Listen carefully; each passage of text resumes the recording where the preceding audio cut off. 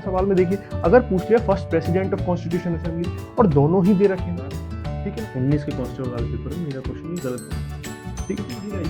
तो ये हुआ था 1935 में जो एक्ट लागू हुआ था वो। तो ये आपका ईयर पहले लिख देता हूँ।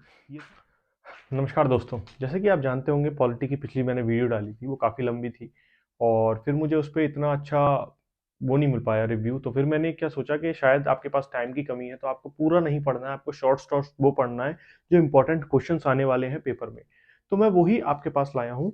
पॉलिटी के कॉन्स्टिट्यूशनल डेवलपमेंट से संविधान की जो पहली संरचना हुई थी संक्षिप्त में, जो हिस्ट्री में जो हुआ था तो उसके बारे में जानकारी लाया हूँ। उसके बारे में जो क्वेश्चन आपके पेपर में एग्जैक्ट आ सकते हैं, सिंपल एग्जैक्ट यही क्वेश्चन आपके पेपर में ऐसे रखा हुआ आ सकता है, आपको सिर्फ इसके आंसर पता होने चाहिए। तो हम शुरुआत करते हैं, ठीक है। तो जो मैंने पढ़ाया था, अगर किसी ने वीडियो देखी होगी तो शायद वो इन उत्तरों को बहुत अच्छे से दे पाएगा, वरना आपने पढ़ा हुआ है, अगर आपने पूरा पॉलिटी पढ़ा हुआ है तो इन सवालों के आप आंसर दे दीजिए तो बहुत अच्छी बात है, वरना यहाँ से पूरा का पूरा ये नोट डाउन कर लीजिएगा, इन्हीं में से क्वेश्चन आएगा, ठीक है। तो पहला क्वेश्चन हम शुरू करते हैं। ब्रिटिश पार्लियामेंट अबॉलिश्ड मोनोपोली, मतलब एकाधिकार, मैं हिंदी में ही बता रहा हूँ, ऐसी बात नहीं है पूरी पूरी, ठीक है ना, एकाधिकार, ये बात मैंने डिस्कस करी थी आपसे पिछले उसमें। तो ब्रिटिश गवर्नमेंट ने अबॉलिश कर दिया था, मतलब कि हटा दिया था एकाधिकार ईस्ट इंडिया कंपनी का, कौन से एक्ट में? तो आपको याद होना चाहिए 1813, मैंने पढ़ाया था आपको, बताया भी था, ये इंपॉर्टेंट क्वेश्चन है। दूसरा, लेजिस्लेटिव काउंसिल ऑफ इंडिया, मतलब जो संविधान बनी थी, जो अपना पार्लियामेंट बनी थी, legislative council of India receive power to discuss budget, budget को डिस्कस कर सकते थे पहली बार, वो कौन से एक्ट से मिली थी? तो ये मिली थी 1892 के एक्ट से, ठीक है। चार्टर्ड एक्ट 1873 में हुआ था, उसके बाद 1892 में हुआ था, 19 साल बाद, जो आपको वीडियो में मैंने बताया है, ठीक है। सुप्रीम कोर्ट 1774 में बना था, कौन से रेगुलेटिंग एक्ट के तहत, ये बताइएगा। और कौन से किस जगह बना था जी, सिर्फ तो क्या बताना है, सुप्रीम कोर्ट इन 1774 कहाँ बना था और किस ईयर में जो एक्ट लागू हुआ था वो। तो ये आपका ईयर पहले लिख देता हूं, ये था रेगुलेटिंग एक्ट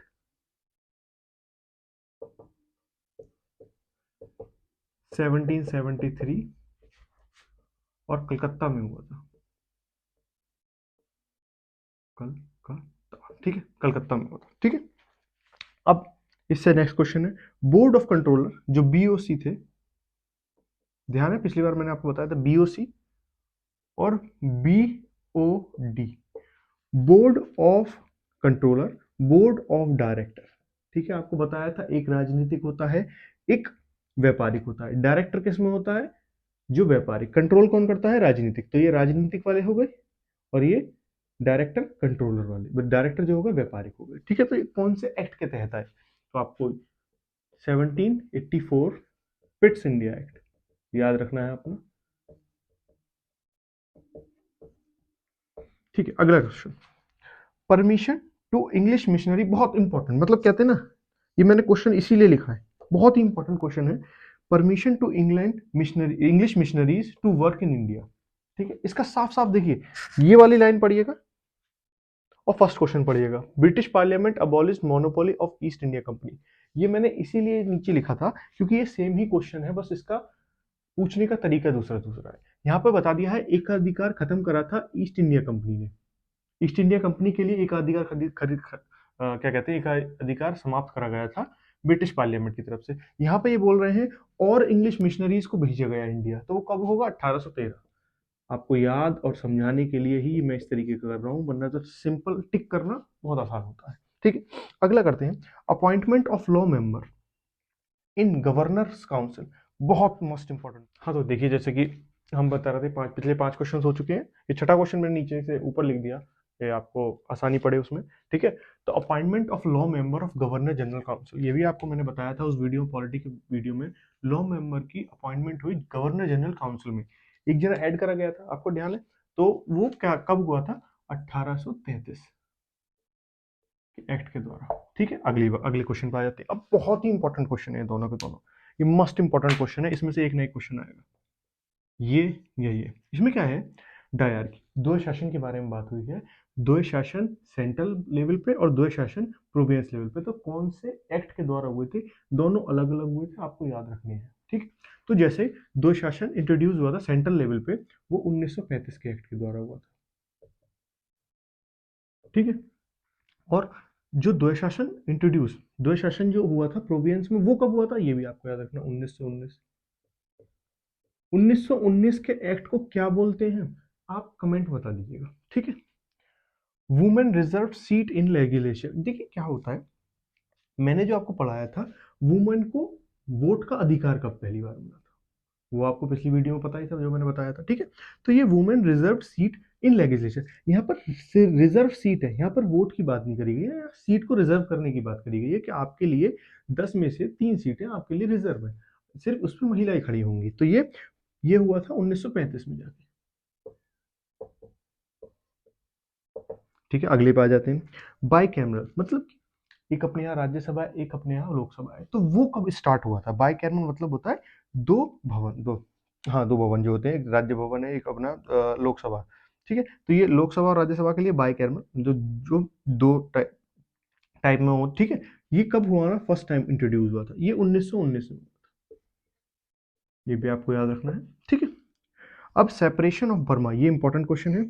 बर्मा पहले इंडिया का पार्ट था, कौन से एक्ट के द्वारा बर्मा को भारत से अलग कर दिया गया था? ये आपको पता होना चाहिए। 1935,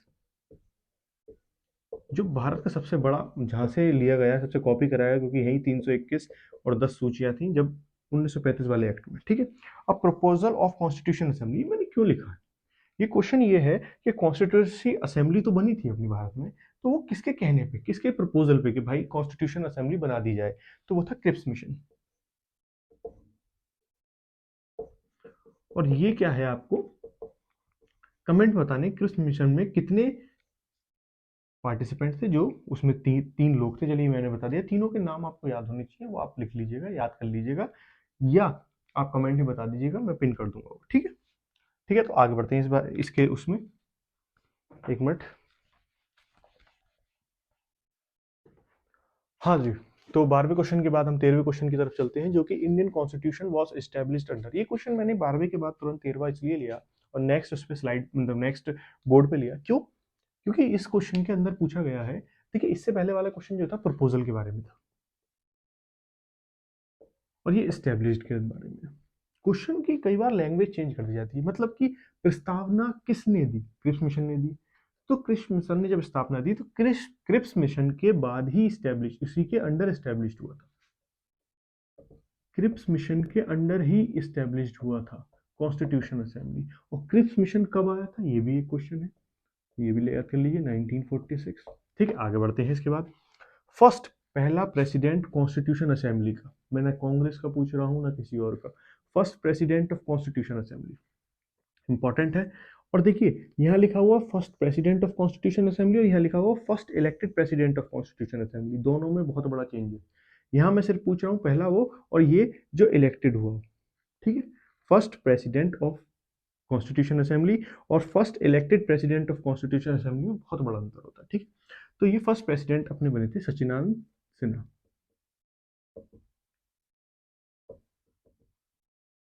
ठीक है, तो दूसरे बने थे first elected president of constitution assembly. अब ये, अब और दूसरी बात बताता हूँ, ये वो दिन था जहां पे कॉन्स्टिट्यूशन असेंबली गठित हुई थी। गठित होने के बाद वो दिन था 9 दिसंबर 1946। वही 1946 को कैसे याद रखें? 1946 में क्रिप्स मिशन आया, क्रिप्स मिशन के अंडर, क्रिप्स मिशन ने ही प्रपोजल दिया, क्रिप्स मिशन के अंडर ही कैबिनेट इंडियन कॉन्स्टिट्यूशन असेंबली बनी, और उसके उसी साल first president of constitution assembly उसी दिन चुन लिया गया, जो सबसे बुजुर्ग आदमी थे। ये सबसे बुजुर्ग थे, तो सबसे समझदार समझ के वो इन्हें ही उसका प्रेसिडेंट बना दिया। फिर अगली बार जो अगली मीटिंग थी वो 11 दिसंबर 1946 को थी, 2 दिन बाद ही थी। तो इस दौरान क्या हुआ, फर्स्ट इलेक्टेड प्रेसिडेंट, फिर यहाँ पे इलेक्शंस हुए कि भाई अब वो प्रेसिडेंट चुनो जो सब जनहित में, जो भी जिसमें सब में लोकप्रियता हो, जो सबको जानता हो, जिस तरीके से एक चुनाव के तौर पर। तो फर्स्ट ये यहाँ पे बने राजेंद्र प्रसाद। बहुत इंपॉर्टेंट क्वेश्चन है, बहुत बार पूछा हुआ है, लेकिन कई बार क्या होता है ना, आपको पूर्णतः जानकारी मिलनी चाहिए, सवाल में कंफ्यूजन कहाँ से होता है।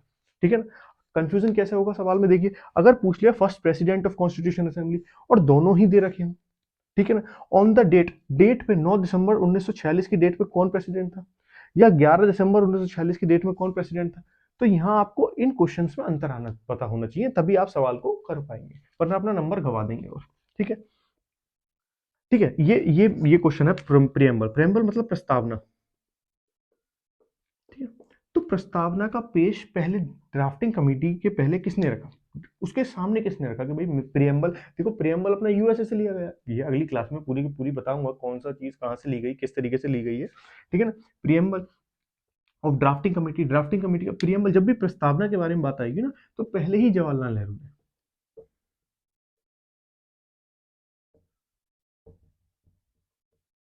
नेहरू जी बहुत इंपॉर्टेंट है क्योंकि इलाहाबाद में इनकी पैदाइश हुई थी, ठीक है। तो इसलिए भी इंपॉर्टेंट क्वेश्चन बन जाता है, ठीक है। Session conducted by assembly to form Indian constitution, मतलब कितने सेशन टोटल लगे इंडियन कॉन्स्टिट्यूशन असेंबली को अपने। देखिए टाइम तो सबको पता है, 2 साल 18 महीने 11 दिन, नहीं 2 साल 8 महीने 11 दिन, सॉरी, ठीक है। तो सेशन कंडक्टेड बाय असेंबली, ठीक है, कितने सेशन हुए, तो ये हुए थे, जो इस तरीके से बता रहा हूँ वही ध्यान रखना, 11+1, ठीक है। 11 सेशन तब हुए थे, 12वें दिन इंप्लीमेंट कर दिया गया था, ठीक है। अब जो मोस्ट कंफ्यूजिंग क्वेश्चन आपके में बार बार आता होगा, एक डेट है अपने पास 26 नवंबर 1949, और एक है 26 जनवरी 1950। इन दोनों में बहुत कंफ्यूजन होगा, 26 नवंबर 1949 में क्या हुआ था, 26 जनवरी 1950 में क्या हुआ था। तो ये कंफ्यूजन दूर करता हूं मैं आपका। कॉन्स्टिट्यूशन अडॉप्टेशन डेट, मतलब जब अडॉप्ट कर लिया गया था, जैसे कि आप किसी को गोद ले लेते हैं कि हाँ इस दिन हमने कर लिया, लेकिन यहाँ कुछ जो पूरे आर्टिकल्स थे, कुछ जो अपने शेड्यूल थे, अनुसूचियां थी, कुछ अनुच्छेद यहाँ पे नहीं लिए गए थे। वो जब पूर्णता हुआ, जब मैंने लिखा ना फुल्ली, फुल्ली मतलब पूरा, पूरा कब हुआ, पूरा अप्लाइड हुआ किस दिन को, 26 जनवरी को, जब हमारा रिपब्लिक डे, और आज दिन जो वीडियो बना रहा हूँ ये भी रिपब्लिक डे के लिए, ठीक है। ठीक है, तो और मैं आप क्वेश्चंस को आगे बढ़ा देता हूँ। हाँ जी, तो 19वें क्वेश्चन के बाद 20वें क्वेश्चन कर सकते हैं, ड्राफ्टिंग कमेटी सेटअप डेट, ठीक है ना। ये टीसीएस का बहुत ही मनपसंद क्वेश्चन में से एक क्वेश्चन है। ये एएलपी में पूछा गया है, ठीक है, ये कांस्टेबल के पिछले वाले पेपर्स में भी पूछा गया है, ये दिल्ली पुलिस में भी पूछा गया है। इतना फेवरेट क्वेश्चन है टीसीएस का, मतलब ये पेपर्स में आने वाला क्वेश्चन है, इसलिए मैं आपको बता रहा हूँ। तो ड्राफ्टिंग कमेटी सेटअप डेट, अभी आपको पता होगा ड्राफ्टिंग कमेटी जो प्रारूप समिति के लोग थे, वो साथ थे, बी आर अम्बेडकर के साथ मिले हुए थे, कुछ के बाद में बदले थे, वो सब आपको याद होने चाहिए, ठीक है। मैं इंपॉर्टेंट कमिटीज इस वाले, ये वाला कंप्लीट हो गया, इसके बाद एक बार इंपॉर्टेंट कमिटीज बता दूंगा, और ये हमारी पूरी पूरी क्लास कंप्लीट हो जाएगी। तो ठीक है, ड्राफ्टिंग कमेटी सेटअप डेट ये आपको ध्यान रखनी है, 29 अगस्त 1947। जब पहली बार क्वेश्चन आया था ना, तो बहुत ही अटपटा लगा था कि ये क्वेश्चन भी पूछ लिया होता, ठीक है। इससे आगे बढ़ते हैं। कॉन्स्टिट्यूशन असेंबली जो अपनी संवैधानिक सभा थी, उसने नेशनल फ्लैग को कब अडॉप्ट कर लिया था। देखिए दो बात होती है कि अडॉप्शन तो सब लगता है कि 1950 के आसपास हुए हैं, लेकिन ऐसा नहीं है। ये अडॉप्टेशन अपना नेशनल फ्लैग का 1930 के अराउंड बाहर चला था, ठीक है ना। तो ऐसा है, ये बहुत पहले हो गया था, जैसे ही हमारा वो हुआ था ना, जो आपने देखा होगा जब हमारी पार्टीशन हुआ था, पार्टीशन के बाद तुरंत बाद आपने झंडा वही वाला देख लिया था, जिसमें अशोक चक्र वाला तो बाद में है, ठीक है। उससे पहले कौन सा वाला था, जिसमें वो गांधी जी का चरखा था, ठीक है। तो ये बहुत पहले का हुआ, तो हमें उसी तरीके से याद करना है, ये 22 जुलाई 1947 को ही हो गया था। फिर इसके चेयरमैन कौन थे, एक असेंबली की कॉन्स्टिट्यूशन वो बनी, क्या कहते हैं, ये कोई सभा बनी, सभा ने चिन्हित किया कि कौन सा नेशनल फ्लैग हुआ, उस नेशनल फ्लैग के चेयरमैन थे राजेंद्र प्रसाद, ठीक है। अगला करते हैं, जन गण मन, क्या बढ़िया, देखिए क्या सवाल है, जन गण मन adopted national anthem, Jana Gana मन को कब अडॉप्ट कर लिया गया नेशनल एंथम के रूप में। अब कुछ कई बार 26, कभी बार 22 जुलाई लगाते हैं, ठीक है, लेकिन इसका है आंसर 24 जनवरी 1950, 2 दिन पहले, ठीक है। अब स्टेट एनवलप, देखिए मैंने दो क्वेश्चन एक साथ क्यों लेता हूँ, क्योंकि मुझे पता है कि एक जैसे क्वेश्चंस होते हैं ना, कई बार क्या होता है डेट्स में कंफ्यूजन होती है, तो मैंने तीनों डेट्स एक बार लिख दी। देखिए अभी मैं तीसरी लिख दूंगा, स्टेट एनवलप, मतलब अपना जो अशोक स्तंभ है वो किस दिन अडॉप्ट कर लिया गया, किस दिन बता लिया गया कि ये अपना अशोक स्तंभ जो है ये राजकीय चिन्ह है, ठीक है। तो ये हुआ था 26 जनवरी के दिन, 1950। तो देखिए मैंने तीनों डेट बता दी है भाई। नेशनल फ्लैग कब अडॉप्ट हुआ? 22 जुलाई। नेशनल एंथम जन गण मन 24 जनवरी। ठीक है ना। इसका ये भी पूछा जाता है पहले कौन सी सेशन में, कांग्रेस के कौन से सेशन में गाया गया, वो इंपॉर्टेंट नहीं है, वो बहुत हाई हो गया। ठीक है। ये ऐसे ही government of India state emblem राज के चिन्ह जो अपना अशोक स्तंभ में कब अडॉप्ट कर लिया गया? 26 जनवरी। तो मैंने तीनों बता दिए। 22 जुलाई को अपना फ्लैग होता है, फ्लैग को अडॉप्ट कर लिया गया था। 24 जनवरी को अपना नेशनल एंथम और 26 जनवरी को अपना स्टेट एनवलप। ठीक है। एडवाइजर ऑफ कॉन्स्टिट्यूशनल असेंबली, आपने एक दो नाम पढ़े होंगे, एम एन राव और बी एन राव। बहुत कंफ्यूजन होता है, लेकिन सबसे इंपॉर्टेंट ये रहता है कभी ये नाम एक साथ ए बी सी डी में, मतलब ऑप्शंस में एक साथ नहीं आते हैं। तो कभी भी आपको ऑप्शन मिले ना कि एडवाइजर कौन थे, तो या तो एम एन राव दे रहा होगा, जो पहले बताया था वो एम एन राव थे, जिन्होंने पहले जिक्र करा था कॉन्स्टिट्यूशन असेंबली के बारे में, कॉन्स्टिट्यूशन के बारे में, वो एम एन राव साहब थे। लेकिन जो बाद में जब कॉन्स्टिट्यूशन असेंबली बन रही थी, उस टाइम सबसे बुजुर्ग, सबसे इंपॉर्टेंट जो आ जाता है क्वेश्चन में, बी एन राव। ये पिछले साल, पिछले कांस्टेबल का क्वेश्चन है ये वाला, ध्यान रखिएगा। एडवाइजर, ठीक है। President of Indian Congress at the time of partition, विभाजन के समय इंडियन कांग्रेस का कौन वहां पे प्रेसिडेंट था, मतलब जब विभाजन हुआ 1947 में कौन वहां पे मौजूद था? तो आपको पता होना चाहिए जेबी कृपलानी। और इन्हें किसी नाम से पुकारते हैं, ठीक है ना, वो आपको कमेंट्स में लिखना है जीवी कृपलानी को क्या दूसरे नाम से बुलाते हैं, जैसे कि महात्मा गांधी, तो गांधी जी को महात्मा ही बोलते हैं। ठीक है। तो ये हुआ। इससे नेक्स्ट स्लाइड में हम क्या करते हैं, जो इंपॉर्टेंट इंपॉर्टेंट कमिटीज हुए, कमिटीज के कौन कौन हेड थे, ठीक है, ये वाला करते हैं कंप्लीट। एक मिनट बस पढ़ देता हूँ। तो अब हम ये इंपॉर्टेंट कमिटीज पढ़ रहे हैं। वाइस प्रेसिडेंट जो असेंबली के थे वो कौन थे, फंडामेंटल राइट्स ऑफ माइनॉरिटी और ट्राइबल्स के कौन हेड थे, यूनियन पावर कमेटी। इस क्वेश्चन के इंपॉर्टेंट बताना चाहता हूँ, ये 2019 का जो पेपर था कांस्टेबल वाला, ये क्वेश्चन आया था और ये मेरा गलत हो गया था, क्योंकि यूनियन पावर कमेटी से ऐसा लगता है कि जिसने सब प्रिंसली स्टेट्स को जोड़ा हो, लेकिन ऐसा नहीं है। ये यूनियन ऊपर वाला है। इस जो स्टेट्स के लिए जोड़ना आएगा वो सरदार वल्लभ भाई पटेल है, यूनियन पावर के लिए जवाहरलाल नेहरू। तो मैं सबके आपको आंसर बताता हूँ। और ये इंपॉर्टेंट क्वेश्चन है, जो एकमात्र व्यक्ति थे ड्राफ्टिंग कमेटी के जो कांग्रेस से रिलेटेड थे। ये सब क्वेश्चंस, ये इंपॉर्टेंट क्वेश्चन से डायरेक्ट पूछे जाते हैं पेपर में। Vice president of assembly, president आपको पता है राजेंद्र प्रसाद थे, vice president H C Mukherjee.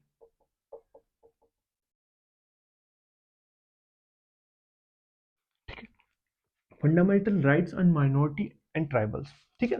ये ध्यान रखना, ये सब कमेटी भी थी, लेकिन सब कमेटी आपसे नहीं पूछी जाएंगी। ठीक है। इसमें एक में एस सी मुखर्जी थे, एक में जेबी कृपलानी थे, वो आपको याद करने की जरूरत नहीं है।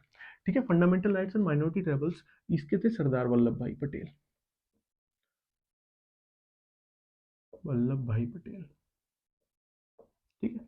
अगला, यूनियन पावर कमेटी। मैं फिर वही बात दोहराता हूँ जो मैंने पहले दोहराई थी। यूनियन पावर कमेटी यूनियन के जो सेंट्रल लेवल के लिए, उसके लिए, ये उसके लिए नहीं है जो, जिसने क्या कहते हैं भारत जोड़ो, जो आयरन मैन ऑफ इंडिया थे, उनके लिए नहीं है।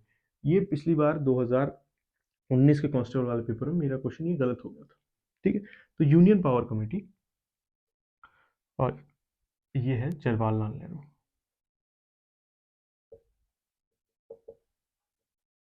ठीक। ड्राफ्टिंग कमेटी, ड्राफ्टिंग कमेटी बहुत इंपॉर्टेंट क्वेश्चन है। क्यों? कि ड्राफ्टिंग कमेटी, ये बहुत ही मतलब सरल सा क्वेश्चन है, ये हर पेपर में आता है, लेकिन अगर आप ये गलत कर जाएंगे तो उन बच्चों बच्चों से पीछे हो जाएंगे, जिन्हें ये भी मतलब ये नहीं पता ना तुम्हें, तो तुम बच्चों से पीछे अपने आप हो रहे हो। ठीक है ना। तो इसलिए मैंने लिख दिया drafting committee B R Ambedkar. और बी आर अम्बेडकर साहब का ये बताइए कि कहाँ से लड़ते थे। मैं भी उत्तर भी बता देता हूँ, लेकिन आपको ये पता होना चाहिए इतना प्रोमिनेंट इंसान किस लोकसभा से लड़ता था। ठीक है ना। तो बी से बी आर अम्बेडकर, बी से बॉम्बे, यहाँ से लोकसभा इलेक्शन लड़ते थे। अगला, only member of Congress in the drafting committee. तो ड्राफ्टिंग कमेटी के सिर्फ एकमात्र ऐसे जने जो कांग्रेस से भी रिलेटेड करते थे। ठीक है। के एम मुंशी।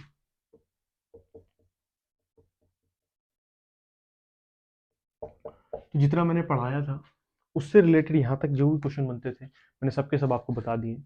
ठीक है ना। और भी अब इससे आगे नेक्स्ट में पूरा पॉलिटी देखिए 3 से 4 दिन में पूरी कंप्लीट हो जाएगी। पूरे जो इंपॉर्टेंट इंपॉर्टेंट क्वेश्चन हैं। और जुड़े रहने के लिए सब्सक्राइब करें, लाइक करें, और मनोबल बढ़ता है कि हाँ मैं भी किसी को अच्छी वीडियो प्रोवाइड कर रहा हूँ, अच्छा कंटेंट प्रोवाइड कर रहा हूँ।